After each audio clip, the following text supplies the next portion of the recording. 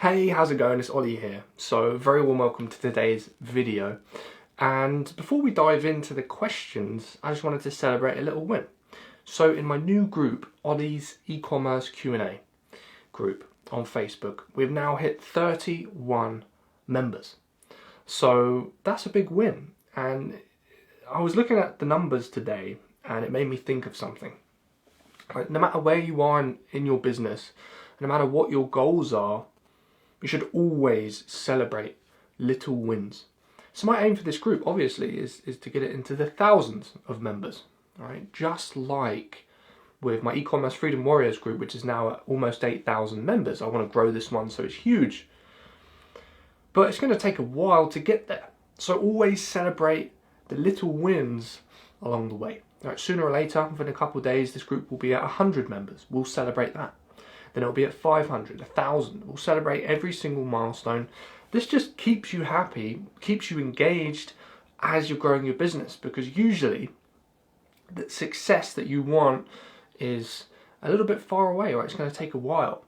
So it's really key to maintain your momentum and your motivation as you're moving towards your goals. Right, so on to the questions. We've got some great questions from new members today. And I'm really looking forward to answering them. I've been planning out roughly how to give you guys a good answer for the past little while. So we've got a question from Luke. Luke says,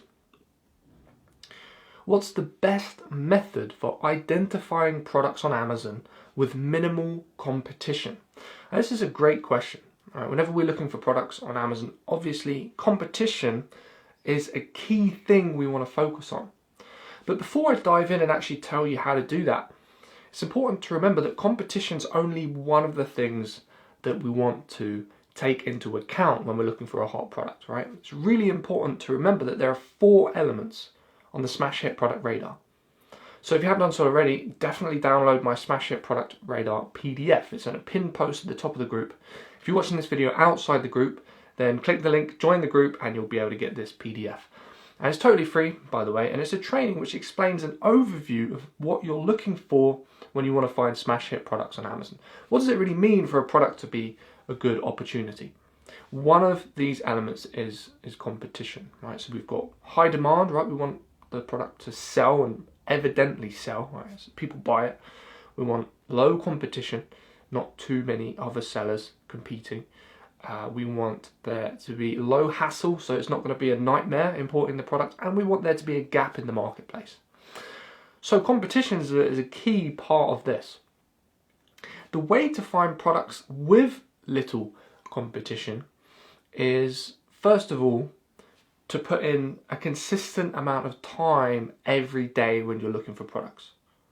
Okay, so remember, you might get really, really excited, amped up, motivated about finding products right now and do a 4-hour stint looking for hot products on the marketplace.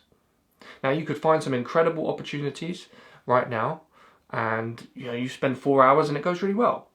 Or you could spend 4 hours and you could find little to nothing. Right? I've done both many, many, many times. So the key isn't about just doing one stint of looking for products, it's about being consistent and putting in an hour every single day, or half an hour even, every single day. And sooner or later you'll start to build up a list of products. Some days you'll find loads, some days you'll find nothing, but over the period of like a month, you'll find tons of products. Now, low competition is indicated by 2 things. Okay, so number 1, reviews. Think about it. Getting reviews on Amazon, as you'll find out, is like pulling teeth. It's like pulling teeth. It is really difficult. Customers don't even really know they're supposed to leave reviews. On eBay, we're all supposed to leave feedback, right? It's part of the deal. But on Amazon, people don't even really know that you can sell on Amazon and it's not like Amazon who is selling the product, right? People don't really get this. So they don't think to leave a review.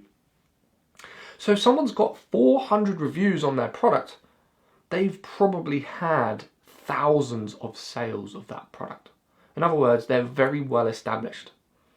So what we want is a niche where there aren't too many sellers with tons of reviews. Right? Ideally 400 reviews or less on the top 3 selling products. Okay, so that's the first indication of low competition.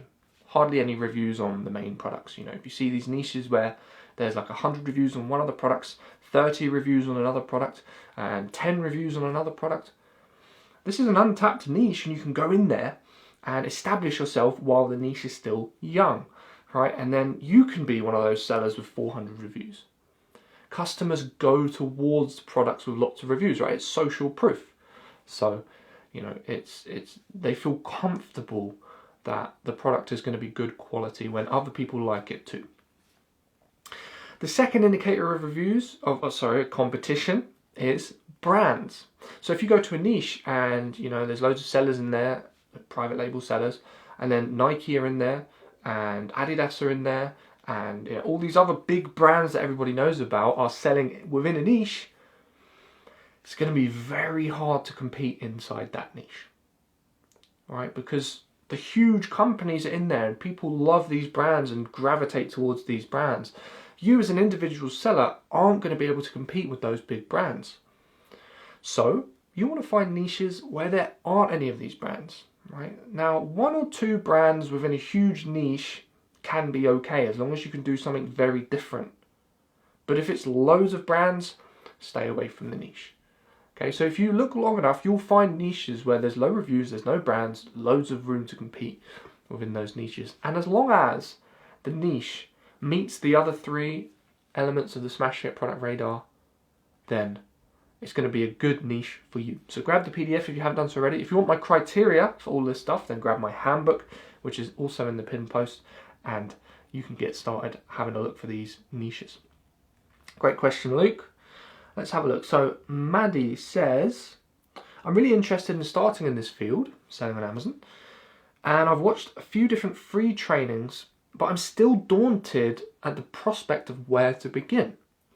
Do you have advice for complete beginners? Great question, Maddie. So what this sounds like to me is you're suffering from a bit of analysis paralysis. In other words, you've gone on a bit of these free trainings, you've kind of cherry-picked some information about what to do next and how to get started, but you're at this point where it's like, you know, do I, don't I, you know, sticking your toe in the water, not really sure whether to dive in yet. Well, a big part of being a successful entrepreneur and, you know, making things really happen is taking risks and taking leaps of faith. So what I would do is take a leap of faith, but do that in a small, calculated, safe manner. So some people make the fatal mistake of wanting to get all this success, wanting to dive in, wanting to take a leap of faith, and they spend 10 grand on this product and they try and sell it, and because they're brand new, it's great that they took a leap of faith, but they did it in the wrong direction and it fails and they lose all their money. So what I would do is take a very small leap of faith and just plan to get your first sale. Now, there's loads of trainings in my group in the pinned post at the top which will teach you how to get your first sale within 2 weeks. I've seen tons of entrepreneurs do that. Start their account, get their first sale within 2 weeks. That is totally doable, and you can do this with like literally less than £100 invested in products. That's what I would do now. Right? There's a phrase, ready, fire, aim, which is the approach you should have as you're building your business. Right? Don't wait until you know exactly where to go to fire the trigger. Right? Pull the trigger, move forward, then figure out which direction you should be going in. And the first milestone you have to hit is getting that first sale. So whatever strategy you pick doesn't matter. Just get the first sale, and then you'll get confidence, and then you can get the second sale, the third sale, then you can move up to say 5 sales a day, 10 sales a day. Before you know it, you'll have momentum and you'll get moving forward. So lots of people are in that same situation, Maddie, where it's, you know, analysis paralysis, information overload. The key is to just start moving and then figure out what to do next. Awesome, great question.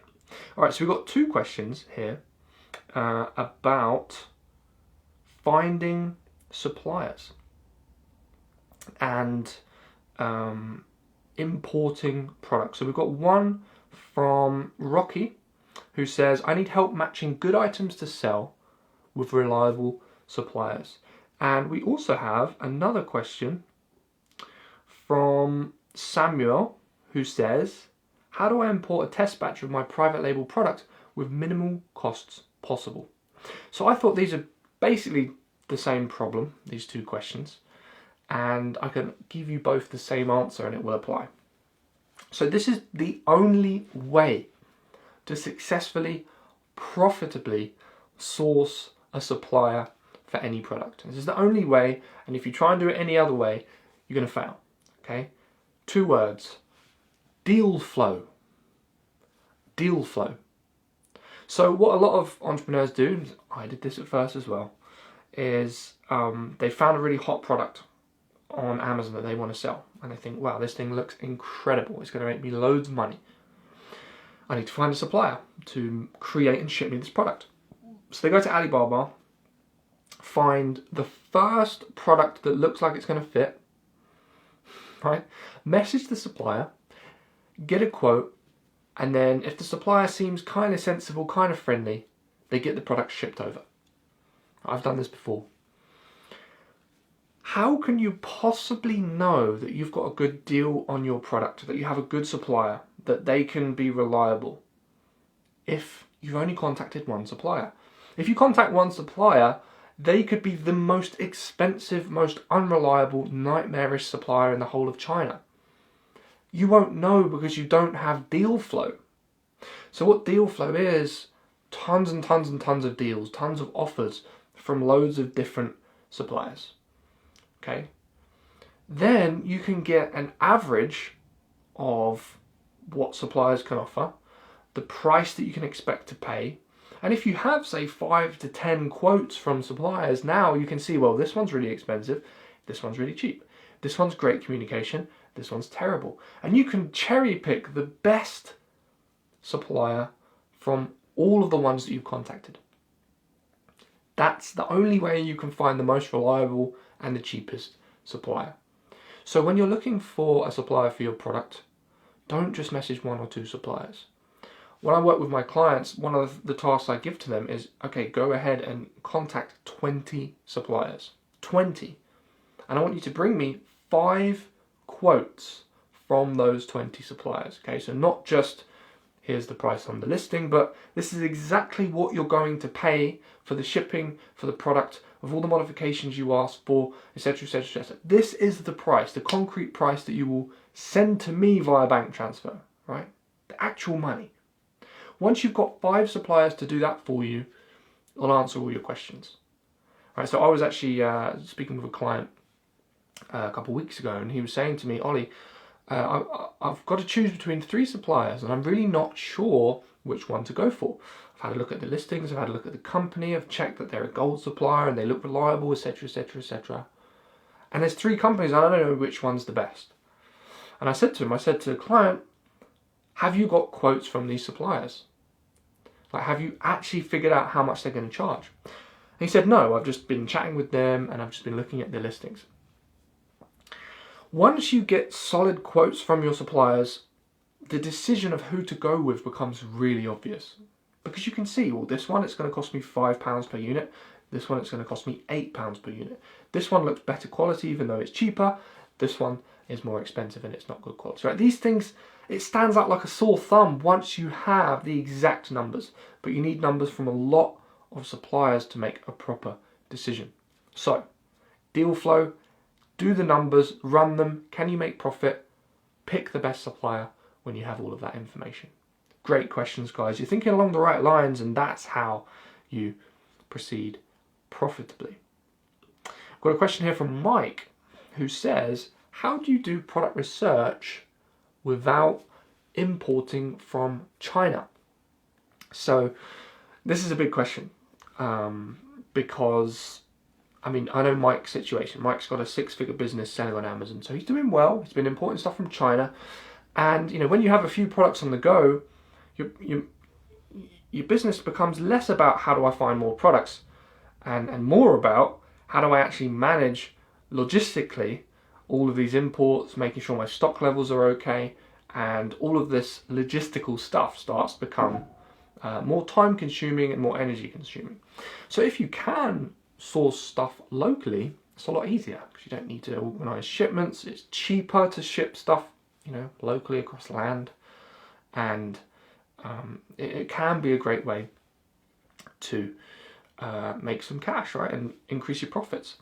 So there's a few things I would say if you want to not source from China. Number one, the type of products you're going to be able to sell are going to be a bit limited, right? Because obviously China can do everything within reason, pretty much everything.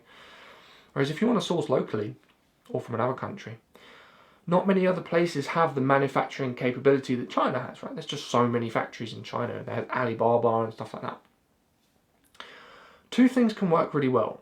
Number one, have a look for products on Amazon that have been manufactured in the UK. Okay, you could even just type in on Amazon, made in the UK.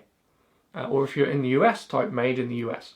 You will start to see all of these sellers who are selling products that have been manufactured locally. They're proud of it and they tell you this on the listing. Right? So that could get you some ideas for niches that can work.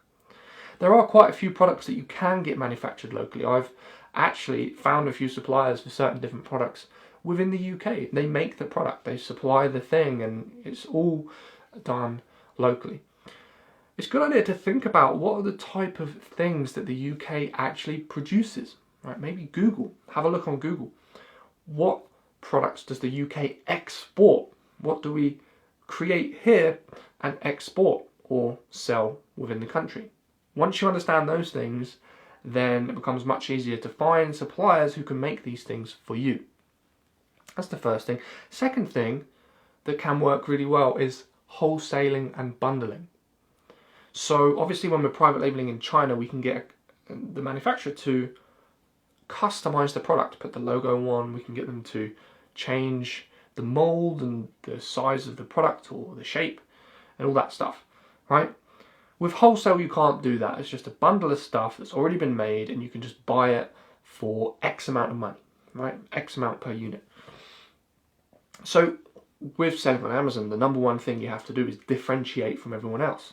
So what you can do is take these wholesale bulk lots of stock and you can bundle them and create sets of products. So, I don't know, 2 forks, 1 spoon, 1 knife, right? That's your bundle.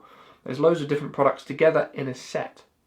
Then you can start testing out these bundles on Amazon to see if any of them do really well. I know a seller that used to do a Valentine's Day bundle every February, right? So in January they would prepare all the stuff just from local suppliers, right? Even some things from supermarkets, like different things together.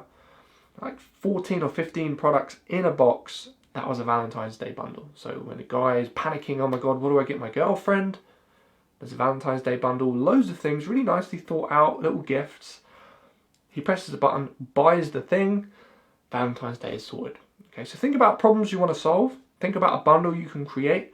You can easily source those products locally. But it's all about adding value to the marketplace. Cool. All right, some really fantastic questions from you guys today. I hope you found this video helpful. If you're watching this video outside of my Q&A Facebook group, then click the link that will be below this video so you can join the group and you can ask your questions and get them answered as well. We're starting to grow a really cool community of real people who are really passionate about selling on Amazon. We've got some experienced sellers in the group and we've got some newbies in the group as well. And wherever you are on your journey, this could be a really fantastic place to be. And by the time you're watching this, who knows, we might be at 10,000 members. All right, thanks so much for watching the video, and I'll catch you all very, very soon.